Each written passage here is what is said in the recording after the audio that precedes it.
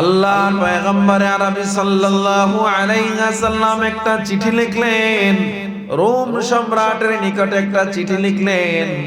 ইতালির রোম ওই তদানীন্তন সময়ের বর্তমান সুপার পাওয়ার যেমন আমেরিকা, রাশিয়া, ওই সময়ের সবচেয়ে সুপার পাওয়ার ছিল রোম। রোম গভর্নর, রোম সম্রাট হিরাক্লিয়াস ছিল সবচেয়ে প্রভাবশালী কাফের নেতা। আল্লাহ নবী হারিস ইবনে উবাইদাকে বললেন, এই চিঠিটা গিয়া তার কাছে পৌঁছে দাও। হারিস ইবনে উবাইদা নবীজির সবচেয়ে কাছের এবং প্রিয় একজন সাহাবী ছিল, নবীজির বার্তাবাহক ছিলেন।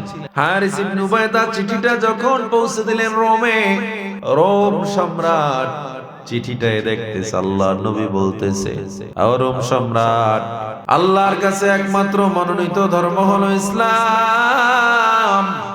আমি মুহাম্মদ আল্লাহর একমাত্র মনোনীত পয়গম্বর। আপনাকে ঈমান আনার জন্য আমরা অনুনয় করতেছি, আহ্বান জানাইতেছি। এই আপনার ঘরে যদি কাফেরও আসে মেহমান হিসেবে, তাকে আপনি জবাই করে দিবেন। কিন্তু আল্লাহর নবীর প্রিয় সাহাবী হারিস ইবনে উবাইদাকে টুকরো টুকরো করে শহীদ করে ফেলল। আমার নবীর কানে সংবাদ পৌঁছে গেল, আমার নবী, ও মায়ার নবী আমার, আপনার প্রিয় সাহাবীকে রোম সম্রাট শহীদ করে ফেলেছে। নবী বললেন, কেমন কথা, এটা তো কোনোদিন কথা হতে পারে না। আল্লাহ নবী কান্নায় ভেঙে পড়লেন, আমার হারিসকে আমি পাঠাইলাম আর ওরা আমার হারিসকে মেরে ফেললো।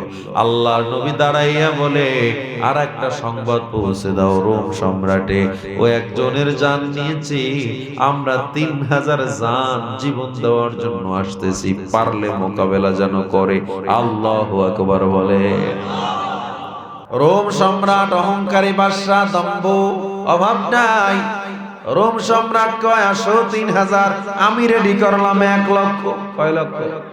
আরবরা খবর পেয়ে বলে 1 লক্ষ না, আমরা দিলাম আরো 1 লক্ষ। 2 লক্ষ রোমান সৈন্য রেডি হয়ে গেল। মুসলমান মাত্র 3000। পৃথিবীর কোন সায়েন্স, কোন বিজ্ঞান বলবে না 3000 মানুষ 2 লক্ষ মানুষের সাথে যুদ্ধে পেরে উঠবে, তাও আবার সুপার পাওয়ার রোমের বিরুদ্ধে, যাদের কাছে অস্ত্রের অভাব নাই, যাদের কাছে সরঞ্জামাদির অভাব নাই। কিন্তু মুসলমানের কোনো অস্ত্র নাই, মুসলমানের পাওয়ার নাই, একটা পাওয়ার, সেটা হলো ঈমানের পাওয়ার। মুসলমানের তাকবীরের এত পাওয়ার, মুসলমানের এক একটা তাকবীর ইতিহাস সৃষ্টি হয়েছে যুগের পর যুগ। এক তাকবীরে, শাহজালালের তাকবীরে, শাহজালালের এক তাকবীরে গৌর গোবিন্দের পালা মসনা সব জমিনের মাটির মধ্যে চলে গিয়েছিল। ঠিক কিনা জোরে বলে। ঈমান থাকতে হবে, ঈমান থাকলে আল্লাহ সাহায্য করবে। 3000 মুসলমান, 2 লক্ষ সাহাবা, এমন যদি হইতো 2 লক্ষ রোমান সৈন্য, 1,50,000 সাহাবা, একটা কথা ছিল, ঠিক না? 50,000 তো দূরের কথা, 2000, 10,000ও না, মাত্র 3000। কয় হাজার? প্রত্যেক যুদ্ধের জন্য একজন একজন সেনাপতি নির্ধারণ করা হয়, কিন্তু আমার নবী মুতার যুদ্ধের জন্য 3 জন সেনাপতি নির্ধারণ করলেন। কয়জন? 3 জন সেনাপতি নির্ধারণ করার প্রথম নাম্বার সেনাপতিকে নবী ডাক দিলেন, আমার যায়েদ দাঁড়াও। যায়েদ হলো নবীজির সবচেয়ে প্রিয় পুত্র যায়েদ। যায়েদ যখন দাঁড়াইছে, আমার নবী কয়, মুতার প্রান্তে তুমি প্রথম সেনাপতি। আমার নবী বলে, জাফর ইবনে আবি তালিব দাঁড়াও। জাফর দাঁড়াইলো। আমার নবী বলেন, জাফর তুমি হলা মুতার প্রান্তে, মুতার যুদ্ধে, জর্ডানের বর্ডারে মুতা, এই মুতার যুদ্ধের তুমি দ্বিতীয় সেনাপতি। আমার যায়েদ যখন শহীদ হয়ে যাবে, যায়েদের থেকে কালেমার পতাকা তুমি হাতে নিয়ে যুদ্ধ শুরু করবা। যায়েদের চোখ বেয়ে বেয়ে পানি পড়া শুরু হয়ে যায়। তার মানে আমাকে নবী শহীদ বলেছে, তার মানে আমার জীবন এখানেই শেষ, আমি আল্লাহর রাস্তায় শহীদ হয়ে যাইতেছি। যায়েদ তখন মনে মনে মনে মনে শুকর আদায় করে, আল্লাহ আমার জীবনটা আমি তোমার রাস্তায় দেওয়ার এই মাত্র একটা সুযোগ পাইলাম। জোরে জোরে কোন আল্লাহু আকবার। জানে যুদ্ধে যাওয়ার পর শহীদ হয়ে যাবে, এরপরও তারা কি পালায় না, খুশি হয়। আমার নবী তৃতীয় নাম্বারে ডেকে বলে, ও আমার আব্দুল্লাহ ইবনে রাওয়াহা, তুমি দাঁড়াও। আব্দুল্লাহ ইবনে রাওয়াহা যখন দাঁড়াইলো, মায়ার নবী বলেন, ও আব্দুল্লাহ, আমার জাফর যখন শহীদ হয়ে যাবে, তুমি তখন জাফরের থেকে কালেমার পতাকা নিয়ে যুদ্ধ শুরু করবা। জাফরের চোখ বেয়ে বেয়ে পানি পড়ে, তার মানে আমিও মুতার ময়দানে শহীদ হয়ে যাইতেছি। 3 নম্বর সেনাপতি আব্দুল্লাহকে বলে, আব্দুল্লাহ, তুমি যখন শহীদ হয়ে যাবা, খালিদ বিন ওলীদ তোমার থেকে কালেমার পতাকা নিয়ে যুদ্ধ শুরু করবে। ও মুসলমান ইমানদার, তার মানে 3 জন সেনাপতি 3 জন শহীদ হয়ে যাইতেছে। মায়া নবী ডেকে বলে, ও সাহেব, যাও যাও, ফ্যামিলি থেকে বিদায় নাও। যায় চোখের পানি ছেড়ে কান্না করে আর বলে, ও আমার বাবা,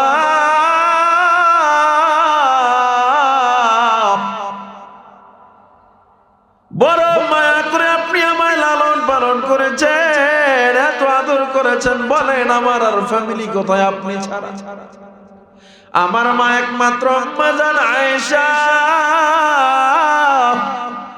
এই তো ঘরের পিছনে, এই তো পিছনে আম্মা জান আয়েশা। আমি মায়ের থেকে বিদায় নিব না, কারণ মায়ের কাছে গেলে আমার মায়ের জন্য মায়া বেড়ে যেতে পারে, আমার যুদ্ধের ময়দানে যাইতে বাধা হয়ে যাবে, আমি যাব না। নবী আমার বলেন, আব্দুল্লাহ, ও জাফর, তোমরা বিদায় নাও। জাফর ইবনে আবি তালেব যখন বাড়ির কিনারায় চলে গেলেন বিদায় নেওয়ার জন্য, ঘরের ভিতরে বিবি স্বামীর আওয়াজ পেয়ে বাইরে যখন তাকায়, দেখে স্বামী ঘরে ওঠে না। কেবল গত রাত্রে তাদের দেখা হয়েছে, এই প্রথম কয়েকদিন হলো বিয়ের বয়স। কয়দিন? জাফর ঘরের ভিতরে উঠে না। বিবি বলে, ও স্বামী আমার, ঘরে কেন আসেন না? জাফর ডেকে বলে, ও বিবি আমার, ও বিবি আমার, আমার আল্লাহ নবী আমাকে মুতার যুদ্ধের সেনাপতি নির্ধারণ করেছে, আমি আর আজকে ঘরে উঠতে পারবো না। আমার তরবারি দাও, আমার কাপড় চোপড় দাও, আল্লাহ যদি দেখা করায় কিয়ামতের ময়দানে দেখা হবে। ঘরে উঠে না। সেখান থেকে বিদায় নিছে। চিন্তা করেন, একদিন বিয়ের বয়স। আব্দুল্লাহ বিন রাওয়াহা যখন বাড়িতে যায় বিবাহ, আব্দুল্লাহর 3 জন সন্তান ছিল, ছোট্ট ছোট্ট মাসুম বাচ্চা। বাবার আওয়াজ পেয়ে বাচ্চাগুলো বাইরে বের হয়ে আসছে, এসে বাবাকে জড়ায়া ধরছে, বাবা ঘরে চলো, মা রান্না করেছে, একসাথে খাইব। আব্দুল্লাহ বিন রাওয়াহা বলে, না না, আমি ঘরে যাব না, তোমার মাকে বলো আমার তরবারি দিতে আর আমার কাপড় দিতে, আমি মুতার প্রান্তে চলে যাব। বাচ্চাগুলো কান্না করে আর বলে, বাবা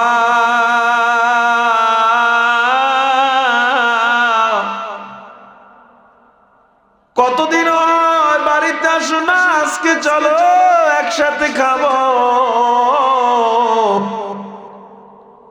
বিবি আওয়াজ পেয়ে বাইরে বের হয়ে আসছে, কি হয়েছে স্বামী আমার, ঘরে আসেন।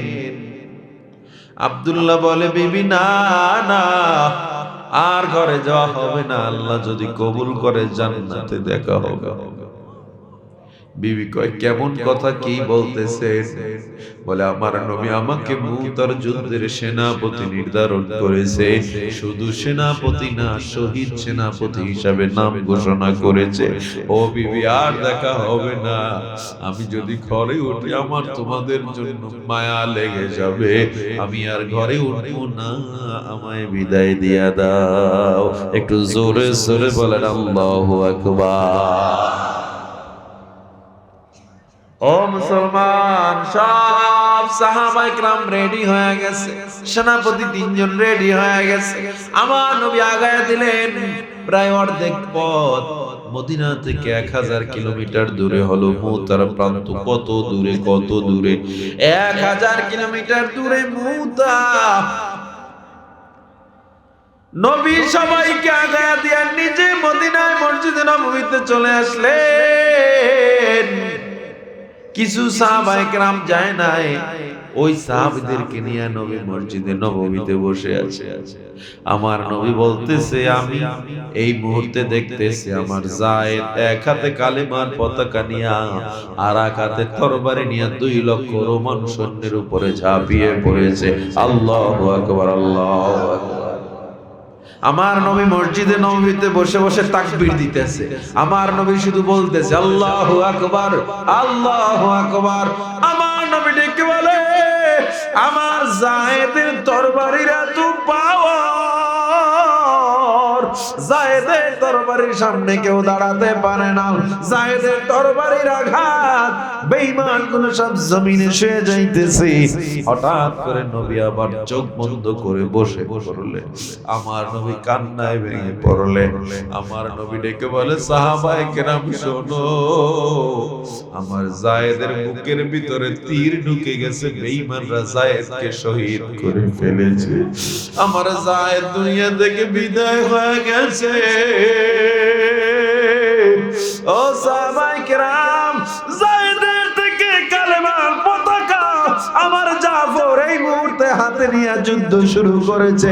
আমার জাফর যুদ্ধ শুরু করেছে। দ্বিতীয় সেনাপতি জাফর এক হাতে তরবারি আর এক হাতে কালেমার পতাকা যুদ্ধ শুরু করছে। আমার জাফরের সামনে বেঈমানরা দাঁড়াতে পারে না। একটু জোরে জোরে বলেন আল্লাহু আকবার। এবার আমার নবী আবার হঠাৎ করে বসে পড়লেন। আমার নবী ডেকে বলে সাহাবা আমার জাফর শহীদ হয়ে গেছে। আমার তৃতীয় সেনাপতি আমার আব্দুল্লাহ ইবনে রাওয়াহা এই মুহূর্তে জাফরের থেকে কালেমার ঝান্ডা হাতে নিয়া তরবারি নিয়া প্রায় 2 লক্ষ সৈন্যদের সামনে ঝাঁপায়া পড়ছে। আমার আব্দুল্লাহর তরবারির এত পাওয়ার, 2 লক্ষ সৈন্যরা পেছন দিকে আগায়, আব্দুল্লাহর সাথে কেউ পারতেছে না। এক আব্দুল্লাহ শত শত বেঈমানকে জাহান্নামে পাঠায়া দিতেছে। আমার আব্দুল্লাহর সামনে বেঈমানরা কেউ দাঁড়াইতে পারতেছে না। ও সাহাবায়ে কেরাম, আমার আব্দুল্লাহ যুদ্ধ করতেছে, সাহাবায়ে কেরাম মসজিদের নববীতে 1000 কিলোমিটার দূরে বসে তাকবীর দিতেছে আল্লাহু আকবার, আল্লাহু আকবার। 1000 কিলোমিটার দূরে যুদ্ধ চলতেছে। হঠাৎ করে আমার নবী কান্নায় ভেঙে পড়লেন আর ডেকে বলে আমার আব্দুল্লাহর ডান হাতটা বেঈমানরা কেটে জমিনে ফেলে দিয়েছে। আমার নবী ডেকে বলে আমার আব্দুল্লাহর ডান হাতে তরবারি ছিল, তরবারিটা জমিনে হাত সহ পড়ে গেছে। আমার আব্দুল্লাহ থামে না। ওই অবস্থায় বাম হাতে যে কালেমার পতাকা সেটা মুখের ভিতরে নিয়া বাম হাতে তরবারি নিয়ে আব্দুল্লাহ যুদ্ধ শুরু করে দিয়েছে। জোরে জোরে করুন আল্লাহু আকবার। আমার আব্দুল্লাহ যুদ্ধ করতেছে। আবার আমার নবী বলে বেঈমান আব্দুল্লাহর বাম হাতটাও কেটে জমিনে ফেলে দিয়েছে। আমার আব্দুল্লাহর পা দুইটাও বেঈমানরা কেটে ফেলছে। আমার আব্দুল্লাহর শরীরটা ছিন্ন বিচ্ছিন্ন করে ফেলেছে, কিন্তু তার মুখে কালেমার পতাকা। আমার খালিদ বিন ওয়ালিদ এই মুহূর্তে তার মুখ থেকে কালেমার পতাকা নিয়া খালিদ বিন ওয়ালিদ যুদ্ধের ময়দানে নেমে গেছে। আমার খালিদ বিন ওয়ালিদের তরবারিতে এত পাওয়ার, খালিদ বিন ওয়ালিদের হাতে একটা দুইটা না নয়টা তরবারি ভেঙে গেছে, এরপরও খালিদকে কেউ থামাতে পারে না। ইয়েমেনের একটা ছুরি দিয়া তরবারি দিয়া খালিদ এখন যুদ্ধ করতেছে। প্রায় 3000 সাহাবা, প্রায় 2 লক্ষ সৈন্যদের উপরে খালিদ বিন ওয়ালিদের নেতৃত্বে ঝাঁপিয়ে পড়েছে। আমার নবী মদিনায় বসে বলে, সাহাবায়ে কেরাম, মুসলমানদের বিজয় শুরু হয়ে গেছে। 2 লক্ষ সৈন্যরা পিছনে আগাইতেছে।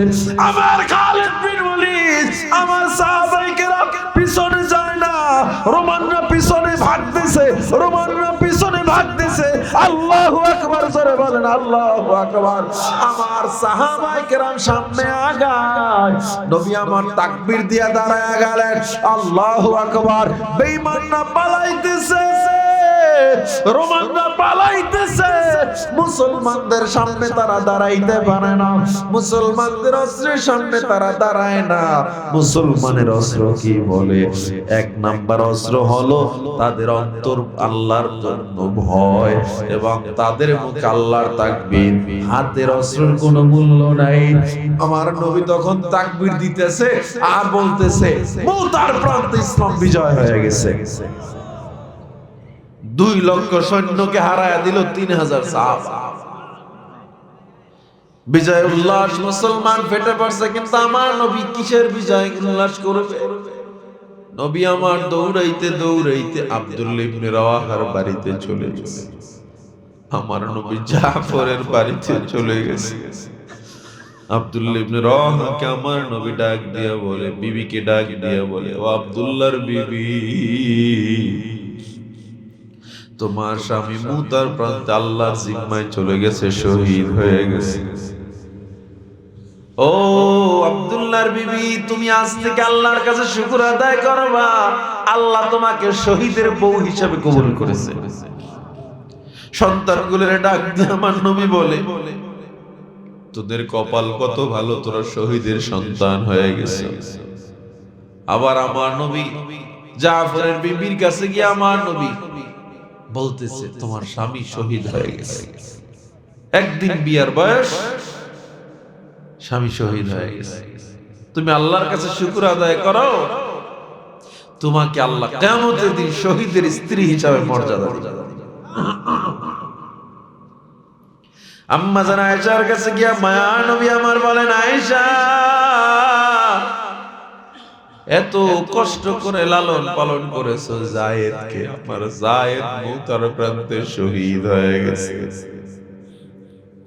এটাকে বলে আল্লাহর জন্য জীবন উৎসর্গ করা। আমার হায়াত, আমার এই হায়াত এবং মউত কার জন্য?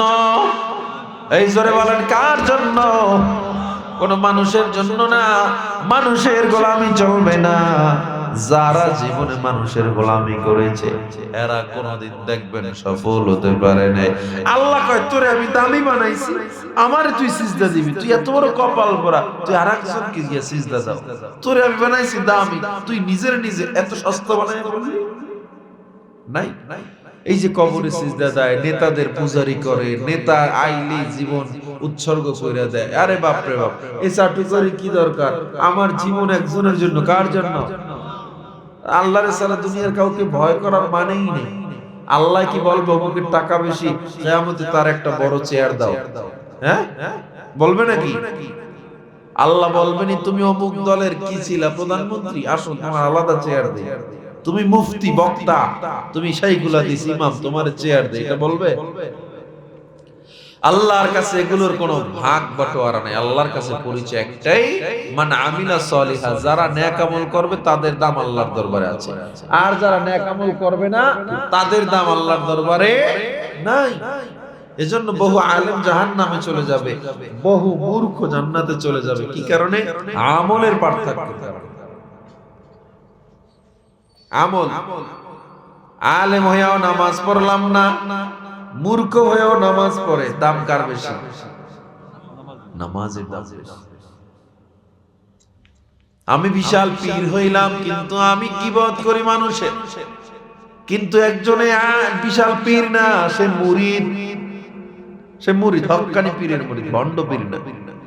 হক্কানি পীর অনুসরণ করে চলে। পীরের অনুসরণ মানে কি?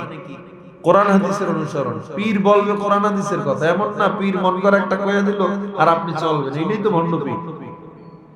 পীরকে মানি ততক্ষণ পীর কোরআন সুন্নাহর উপরে আছে যতক্ষণ, আলেমকে মানি ততক্ষণ তারা কোরআন সুন্নাহর উপরে আছে যতক্ষণ। আপনারা যারা ওয়াজ শুনতে আসছেন, আমি কোরআন হাদিস বলি এটা শুনবেন, ঠিক না? আর আমি যদি বলি চলেন সবাই মিলে সিনেমা দেখি, তাইলে আমি কি আমার দায়িত্বের খেয়ানতি করলাম না? তাহলে আমি ভণ্ড আলেম হয়ে যাব। তেমন পীর হয়ে রাখো, সে ভণ্ড পীর হয়ে যাবে যদি হকের কথা না বলে।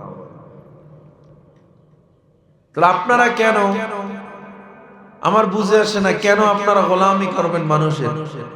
গোলামি চলবে একজনের, কার? মনে থাকবে আল্লাহ কয় তোরে আমি সম্মানিত বানাইছি, তুই নিজেকে সস্তা বানাইয়া ফেলাইছিস কেন? এই কপালে একটা জায়গায় শুধু সেজদা দিবে, কার কার কুদরতি পায়? মনে থাকবে ইনশাআল্লাহ। অভাবে পড়ছেন, টাকা নাই, পয়সা নাই, কার কাছে চাইবেন বলেন? না মানুষের কাছে? মানুষের কাছে চাইয়ে পাইছে কেউ কোনোদিন?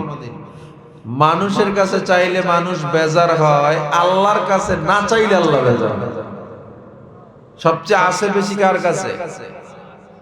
দুনিয়ার মানুষ, আপনি 1000 কোটি টাকা ঋণ হয়ে গেছে, কত হাজার? আপনার ব্যবসা বাণিজ্য লস, আপনি রাস্তার ফকির হয়ে গেছে। মানুষ বলে এই লোক আর ঋণ দিতে পারবে না, এখান থেকে উঠতেই পারবে না। আল্লাহ কয় আমার কাছে চাইয়ে দেখতে কও, আমার আল্লাহর কাছে কোনো ব্যাপারই না। পৃথিবীর মানুষ বলে আগুন মানুষকে পোড়ায় ফেলে, আল্লাহ কয় ইব্রাহিমের মতো ভরসা করে দেখ, আমিও তোর জন্য আগুন ফুলের বাগান বানায় দেব। পৃথিবীর মানুষ বলে পানিতে হাঁটা যায় না, আল্লাহ কয় মুসা নবীর মতো আমার উপরে ভরসা করে দেখ, আমি নীল নদের পানি যেমন রাস্তা বানাইয়া দিছি, তোর জন্য আমি আল্লাহ পানি রাস্তা বানায় দেব।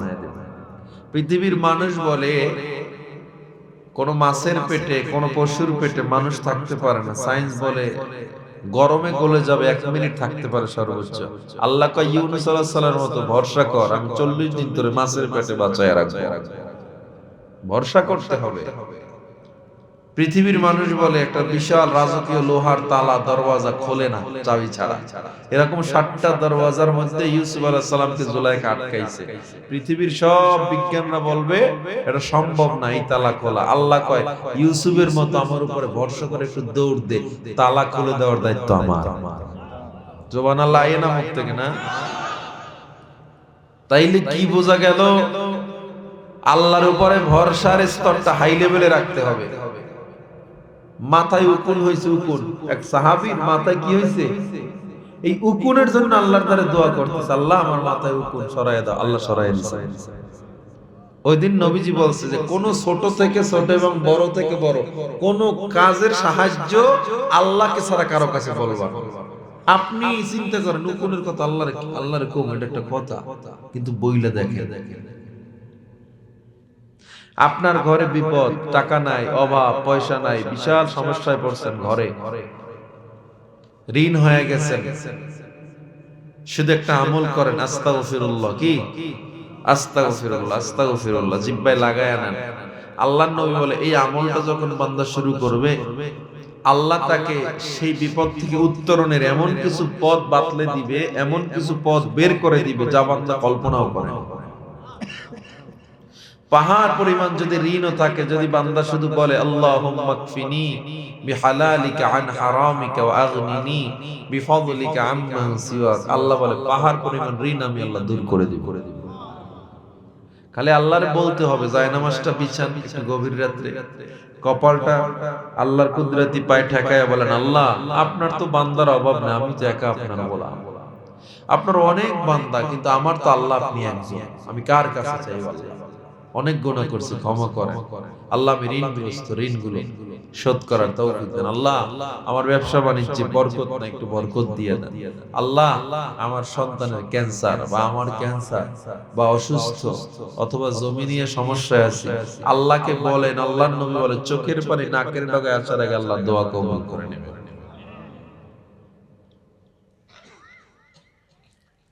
আর আমরা কি করি? বিপদে পড়ছে, কয় সন্তান নাই, কই পাইছে? কয় পীর বাবা দিছে। পীরে সন্তান দেয় বলে চিন্তা করতে পারেন? পত্রিকার পাতায় দেখেন না পীরে মুরিদের বউ লয়ে ভাগছে। সন্তান দেওয়ার মালিক কে?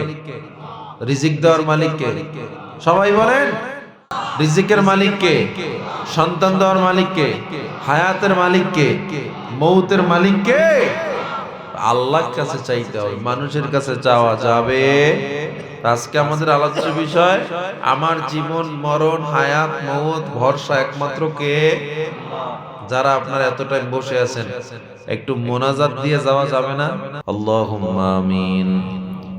ربنا ظلمنا أنفسنا وإن لم تغفر لنا وترحمنا لنكونن من الخاسرين ربنا آتنا في الدنيا حسنة وفي الآخرة حسنة وقنا عذاب النار رب ارحمهما كما ربياني صغيرا اللهم اجعل في عيني صغيرا وفي أعين الناس كبيرا اللهم اكفني بحلالك عن حرامك وأغنني بفضلك عمن سواك اللهم عافني في بدني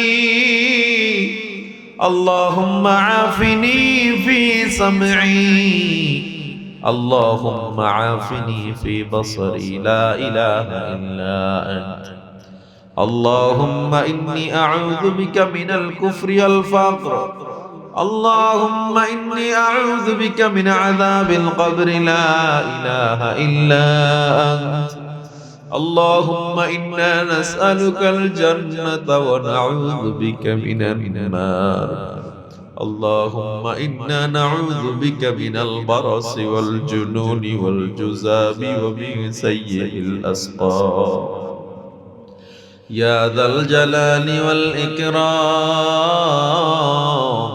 يا ذا الجلال والإكرام يا ذا الجلال والإكرام খোদার আল্লাহ মসজিদপুর ঈদগাহ জামে মসজিদ ও যুব সমাজের এই আয়োজনকে কবুল করে নেন। আপনি ময়দানে তাকায় দেখেন 2 দিন ব্যাপী শেষ মুনাজাত। আল্লাহ আপনার গোলামগুলো অসহায়ের মতো আপনার উপরে হাত উঠাইছে,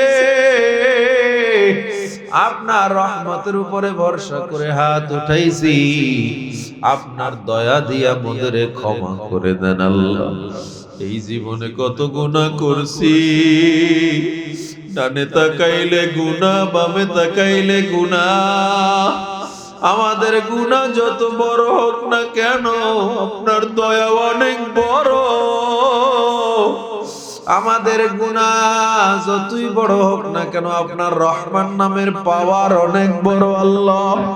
আমাদের গুনার দিকে না তাকায় আপনার রহমতের দিকে তাকায় আমাদের ক্ষমা করে দেন আল্লাহ। আয় আল্লাহ 5 ওয়াক্ত নামাজি বানায় দেন আল্লাহ। প্রত্যেকটা যুবক মুরব্বী বাবাদেরকে গুনাহ থেকে হেফাজত থাকার তৌফিক দাও। প্রত্যেকটা ঘর থেকে কোরআনের আওয়াজ বের করে দাও আল্লাহ। এলাকা থেকে দুর্নীতি ঘুষ অন্যায় জুয়া মাদক হেফাজত করো আল্লাহ রব্বুল আলামিন। মা বোনদের পর্দা নিশি আবেদা জাহেদা বানায় দাও আল্লাহ। আমরা যারা হাত উঠাইলাম জানি না কার মা নাই, জানি না কার যেন বাবা নাই আল্লাহ। চির বিদায় নিয়ে বাঁশ বাগানে কলা বাগানে রাস্তার ধারে পুকুরের পারে শুয়ে রইছে। আরে যেই মা 10 মাস 10 দিন কষ্ট করে আমাদের এত গর্বে কষ্ট করে লালন করলো, রাত্র গভীর হয়ে গেছে, মা ঘরে একা একা হাঁটছে, কাউকে বুঝতে দেয় না এই মায়ের কষ্ট। দুনিয়াতে আসার সময় এত কষ্ট দিয়েছি, চিকিৎসা বিজ্ঞান বলে কোন মানুষের ব্যথা যদি 40 ইউনিট হয় ওই মানুষ দুনিয়ার জমিনে আর বাঁচতে পারে না। আমরা যখন দুনিয়াতে আসছি মায়ের ব্যথা ছিল 56 ইউনিটের বেশি। 40 ইউনিট ব্যথায় মানুষ মারা যায়। 56 ইউনিট ব্যথা মা সহ্য করে আমাদের উপরে রাগ করে নাই। চেহারার দিকে তাকা, মা সব ব্যথা ভুলে গেছে। কপালে চুমুকে মা বুকে জড়ায় নিছে। আমরা অসুস্থ হলে দুনিয়ার সবাই ঘুমাইলেও মা ঘুমাইতো না। আমাদের প্রস্রাব পায়খানার কাঁথাগুলো মা ধুয়ে দিত। এত কষ্ট করেছে মা। আমরা পড়ালেখা করার জন্য, চাকরির জন্য যখন দূরে আসছি, ওই বাড়িতে মেহমান আসছে, মা সবাই রে মুরগি রোস্ট কোরমা পোলাও রান্না করে খাওয়ায়, নিজে খায় না। সবাই প্রশ্ন করে, ও মা আপনি কেন খান না? বলে আমি খাবো। ঠিক মা মুখে দেয় না। বাবা বিকাল বেলা এসে বলে, ও বিবি মুখটা কেন শুকনা দেখা যায়, এখনো কেন খাও না? মায়ের ঠোঁট দুইটা থর থর করে খাবে। মা বালিশের সাথে মাথা লাগায়া কাঁদে আর বলে, স্বামী আমার,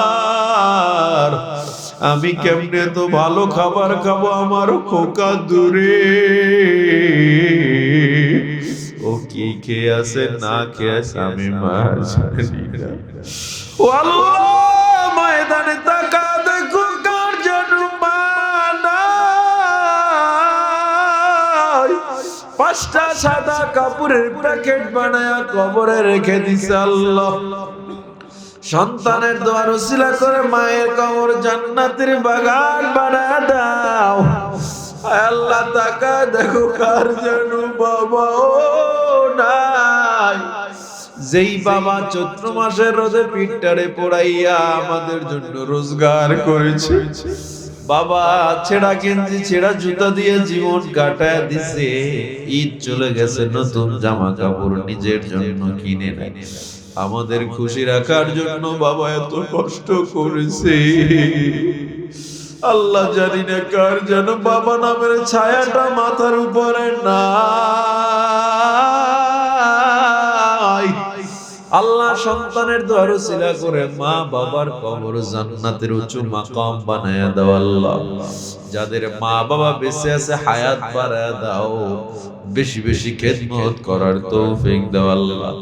আল্লাহ সুস্থতার নিয়ামত দান করো আল্লাহ। অত্র এলাকায় যারা অসুস্থ সবাইকে শেফা দিয়া দাও আল্লাহ।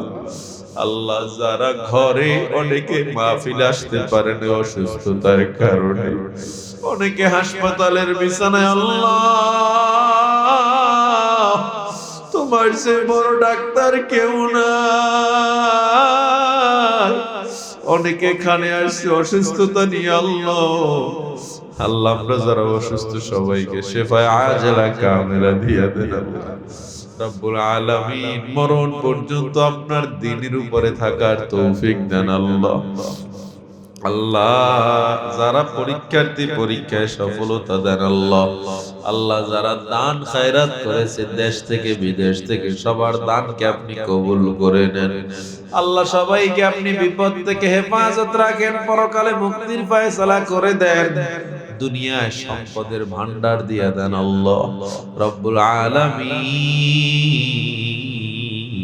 ও আল্লাহ এই হাতগুলো দিয়া কাবার গিলাফ ধরে লাব্বাইক বলার তৌফিক দেন আল্লাহ। মদিনা জিয়ারতের তৌফিক দেন আল্লাহ। মরণ যেহেতু হবে, মরণটা তুমি উহুদের ময়দানের মরণের মতো মরণ দাও আল্লাহ। মরণটা যেন খায়বারের ময়দানের মতো শহীদি মরণ হয়। মরণটা যেন মুতায় আব্দুল্লাহ বিন রাওয়াহার মতো শরীর ছিন্ন বিচ্ছিন্ন হয়ে যায়। আয় আল্লাহ শহীদি মরণ দাও, বেঈমানের মরণ দিও না আল্লাহ। আল্লাহ বিছানায় ফেলায় অসুস্থ বানায়া মরণ দিও না। ক্যান্সার থেকে আল্লাহ, প্যারালাইজ থেকে হেফাজত করো, হার্ট অ্যাটাক থেকে হেফাজত করো আল্লাহ রব্বুল আলামিন। আজকের এই মাহফিলকে কবুল করে নেন। যারা আয়োজন করছে কমিটির প্রত্যেকটা সদস্যকে আল্লাহ কবুল করে নেন আল্লাহ। যারা মাথার গাম পায়ে ফেলাইছে মুরব্বী যুবক বাবাদের কবুল করে নেন। মসজিদের ইমাম, মুয়াজ্জিন, খাদেম, খতিব সাহেবদের কবুল করেন রব্বুল আলামিন। এই মাহফিলকে কিয়ামত পর্যন্ত জারি রাখেন আল্লাহ। আল্লাহ যেখানে যা প্রয়োজন গাইবে খাজানা দিয়ে পুরাইয়া দেয়। আল্লাহ সবার উসিলায় আমি গুনাহগারকেও মাফ করে দেন আল্লাহ। আল্লাহ একটা মাদ্রাসা চালায়, অনেক টাকা ঋণ হয়ে গেছে আল্লাহ। আল্লাহ কোটি কোটি টাকা প্রয়োজন আল্লাহ, যেখান থেকে আল্লাহ সবচেয়ে বড় খাজানা আপনার খাজানা আল্লাহ। যদি কারো হাত পছন্দ হয় ওই উসিলায় আমার মাদ্রাসার যেখানে যা প্রয়োজন গায়বী খাজানা দিয়ে পূরণ করে দেন আল্লাহ। অত্র এলাকার মাদ্রাসা মসজিদ গুলো কবুল করে নেন আয় আল্লাহ। যাদের বিয়া হয় না বিয়ার ব্যবস্থা করে দেন, যাদের সন্তান হয় না সন্তানের ব্যবস্থা করেন, ফসলে বরকত দেন, ব্যবসায়ীদের ব্যবসায় বরকত দেন আল্লাহ। আমাদেরকে খাঁটি মুসলমান বানায়া কবরে ডাক দিয়েন আল্লাহ। ওয়া সাল্লাল্লাহু তাআলা আলা খায়রি খালকিহি মুহাম্মাদিন ওয়া আলিহি ওয়া আসহাবিহি আজমাইন বিরহমাতিকা ইয়া আরহামার রাহিমিন।